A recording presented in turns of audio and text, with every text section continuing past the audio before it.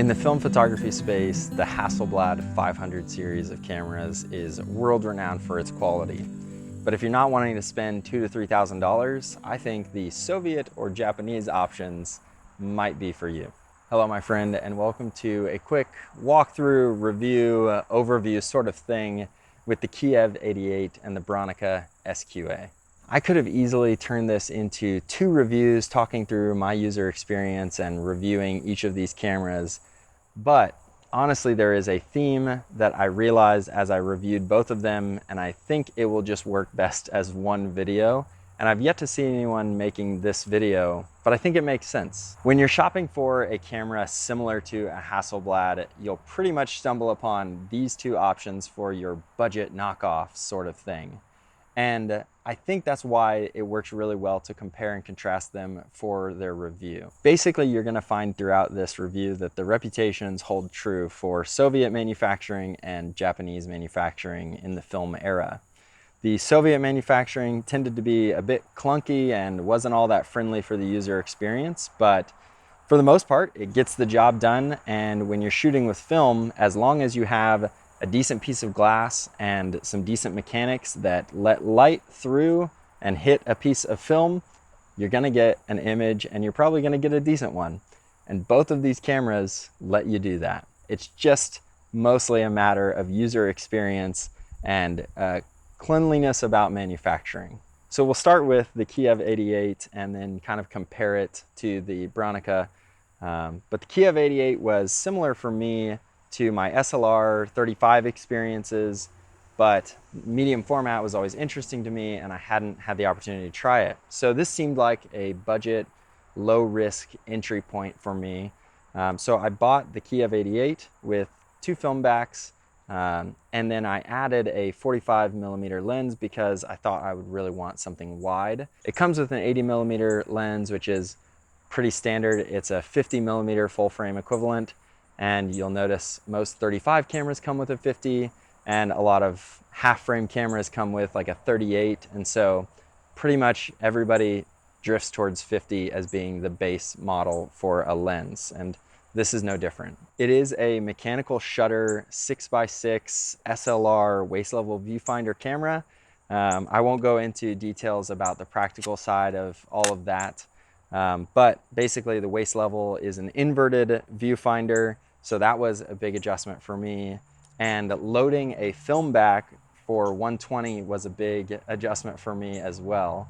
But it was so fun to use this camera, and it was so fun to get started with medium format using it, that I got some beautiful images out of this camera that I'm really, really happy with. Having said that, it's a Soviet experience for me. It is a bit of a clunky camera that takes some finagling to get it to do exactly what you want it to all the time, but it does everything well enough. I was always able to nail critical focus using the focusing screen, even though it's a little bit dim, and the magnifier helped, even though the magnifier is a little bit small.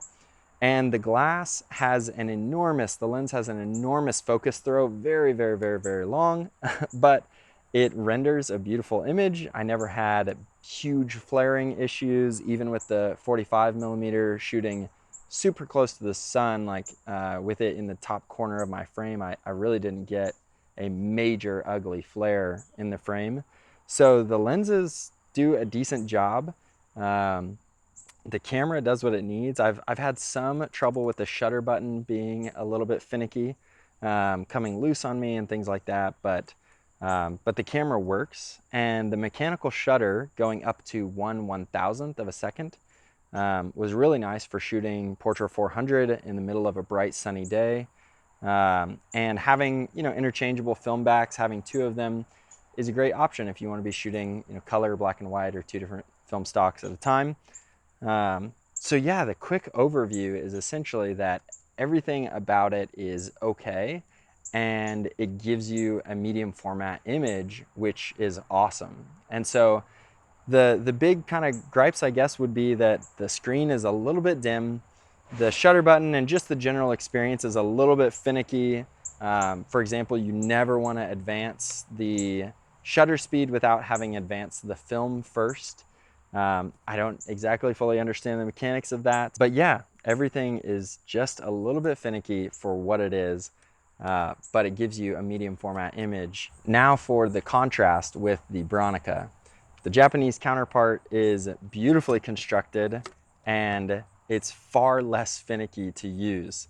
You can just tell when you pick it up, it's a little bit lighter weight and everything just feels a little bit cleaner in terms of the user experience.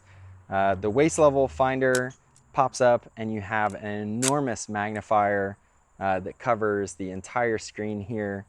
The glass is really nice, and the film back just feels a little bit cleaner for installing, I guess.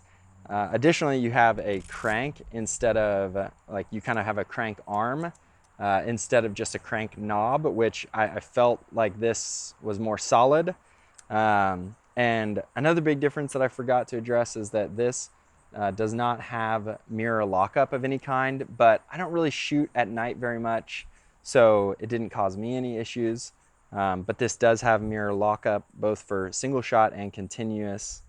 And the flash sync on this is much better. I don't use flash, but it leads me to talking about a big difference between the two, and that is this is a mechanical shutter and this is an electronic leaf shutter. So the shutter is inside of the lens on this camera and it's controlled by electronics, so you do need a battery here.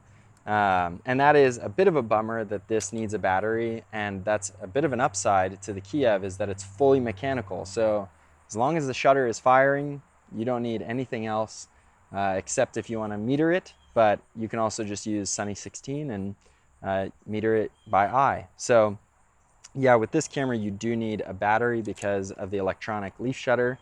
But the electronic leaf shutter also allows you to shoot down to 8 seconds electronically controlled, so you don't need a cable release or anything for that. I will say that shooting at night I think becomes pretty finicky with this camera because it's a leaf shutter in the lens, and so you have to do a bit of a dance with controlling the timed exposure thing on the lens. You'll have to look that up, but it's a bit difficult.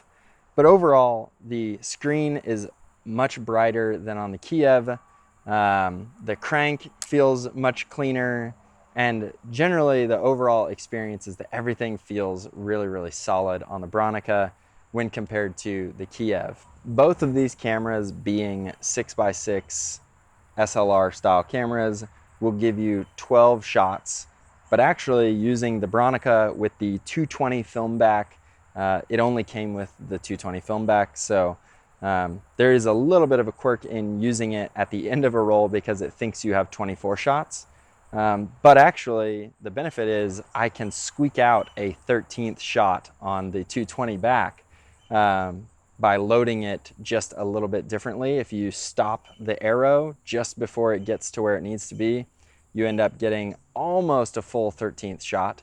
And so anyway, they're both 6x6 square cameras that will give you 12 images per roll. Also, they both have metered prism options. I have a chimney viewfinder that is metered for the Bronica, and I have a metered TTL prism for this camera, but I've not really used either of them. I tend to meter using my phone with the Light Meter Pro app, and I just don't like the added size of any metering system up top. I think the waist level finders just work fine and makes the camera a lot more compact. So like I said towards the beginning of this video, it's actually a pretty simple review. These can both create a beautiful image because they have a decent piece of glass, sturdy mechanics, and a 120 film back. So as long as you put in a film that you like and you meter correctly and you have a decent subject, you're gonna end up with an image that you like. The big question is going to be the user experience between the two. So that's it for this video. I hope you found it helpful. At one point, I wish I could have found this video on the internet because I was contemplating upgrading to the SQ-A from the Kiev, and I just wasn't sure if it was worth it. And I'll tell you that I think that it is, but I think you can get a beautiful image out of both. Thank you so much for watching. I hope to get more YouTube content out here, especially Fujifilm video stuff and film photography stuff. And so if you like this content, then subscribe, like, comment, do all those things because it does help, like we all tell you when you watch YouTube videos. So anyway, thanks so much for watching. I really appreciate it, and I hope this helps you out. See ya.